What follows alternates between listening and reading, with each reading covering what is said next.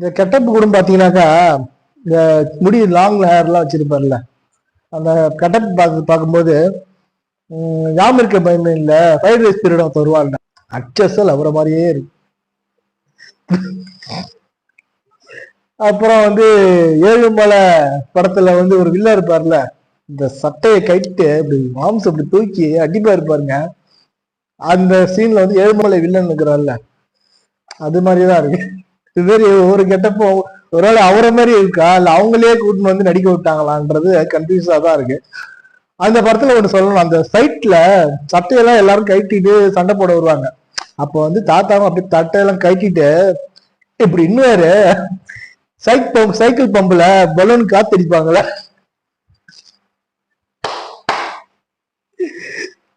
காத்தடிக்கும் போது பலூன் பெருசாகும்ல நம்ம மைண்ட் எங்கேயோ போச்சு.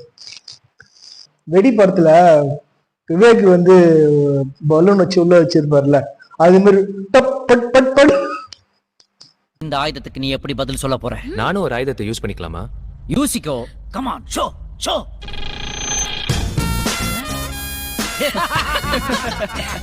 இந்த குண்டூசி குத்தியா என் உயிர் போகுது. உயிர் போகாது, ஏர் போகும். யூ மீன் காத்து? காயமே இது பொய்யடா, வெறும் காற்றடைத்த பையடா. என்ன சொல்ற? நான் பாத்துக்கிறேன்.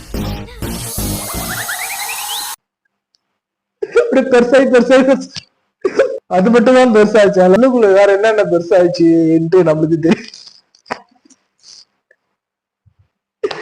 செம்மகாடு எப்படிதான் யோசிச்சாருங்க இந்த சீனை சத்தியமா தெரியல. சங்கர் சார் தான் இந்த படத்தோட டைரக்டரா இல்ல அதித்தி டைரக்டரா? இந்த விஷயம் வந்து எனக்கு ரொம்ப கன்ஃபியூஸா இருக்கு. என்னடா சொன்ன? தோனி படத்துல ஒரு டைலாக் வரும், पता है हम लोग मैच कहाँ आ रहे? कहाँ?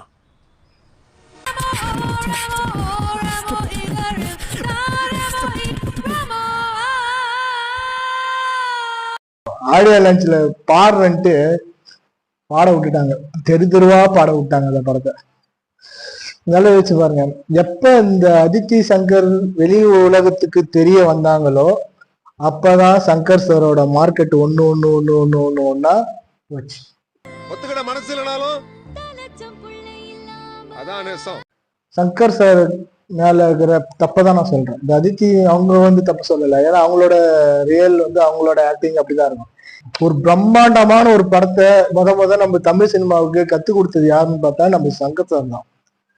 முக்கியமா இந்த படத்துல கிளைமேக்ஸ்க்கு முன்னாடி வந்து ஒரு சேசிங் சீன் நடக்கும். போயினே இருக்குது, அதுவே 1/2 மணி நேரம் படமா ஓடிட்டு இருக்கு. சந்தைக்கு போறாரு, அப்புறம் அந்த ஃபேக்டரிக்கு போறாரு, ஃபேக்டரியில ஒரு ஃபைட் நடக்குது. அப்புறம் அங்க இருந்து பார்த்தா ஒரு ஹைவேல போறாரு, ஹைவேல இருந்து பாத்தீங்கன்னாக்க முட்டு சண்டைக்கு போறாரு, முத்து சண்டைக்கு போட்டா குமுறு 3-4 பேருமா குமுறு. அங்கதான் அந்த கள்ளத்துக்கு அடிக்கிற குருநாதா இதுக்கு மேல தாங்க முடியாது. எப்படிதான் யோசிங்க நீ. இந்த விஷயம் வந்து யாரு ஐடியா கொடுத்தாரு? அதித்தி சங்கர் தான் ஐடியா கொடுத்தாங்களா இல்ல சங்கர் சாருக்கு எப்படி இந்த ஐடியா வந்துச்சு? எந்த தைரியத்துல வந்து இவர் இந்த படத்தை எடுத்தாரு? இதுல வேற இந்தியன் 3 வேற வருது, அந்த படம் வேற எப்படி இருக்கும்? இதை என்னைக்கு நான் நல்லா இருக்குன்னு சொன்னேன் ஐயா. நல்லா பாருங்க அண்ணன், அங்க பாருங்க தங்கச்சி, மாப்பிள்ள, பத்தாவதுக்கு இது 2க்கு இன்னும் கொஞ்ச நாள் ஒரு புள்ள ஒண்ணு பிறக்க போகுது. அது என்ன ரேஞ்சில பிறக்கும்னு நீங்களே கொஞ்சம் கற்பனை பண்ணி பாருங்க. அது பிறக்கிறதுக்கு முன்னாடி நம்ம எல்லாம் ஒருவேளை அந்த படத்துக்கு ஃபுல்லா இதே மாதிரி அதித்தி சங்கரே டைரக்ட் பண்ணுவாங்களா? வடிவேலும் அவன் ஒருத்தன் தான்டா, எவன் ஒருத்தன்டா, அது மாதிரி கடைசியா போயிட்டு வெட்டுறான்ட்டு வேற மாட்டிக்கிறேன், வேற வழி கிடையாது. கலாய்க்கணும்னாக்கா பல விஷயங்கள் இருக்கு இந்த படத்துல. ஆனா சில விஷயங்கள்லாம் வந்து ஒண்ணு வந்து தடுக்குது நம்மள.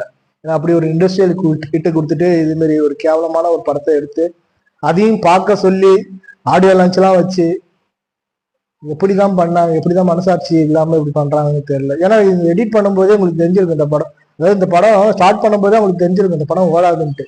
இருந்து எதுக்கு இவ்வளவு பொருட்செலவு எடுத்து எதுக்கு இது மாதிரி வீணாக்குறாங்க தான் சத்தியமா உங்களுக்கு தெரியல.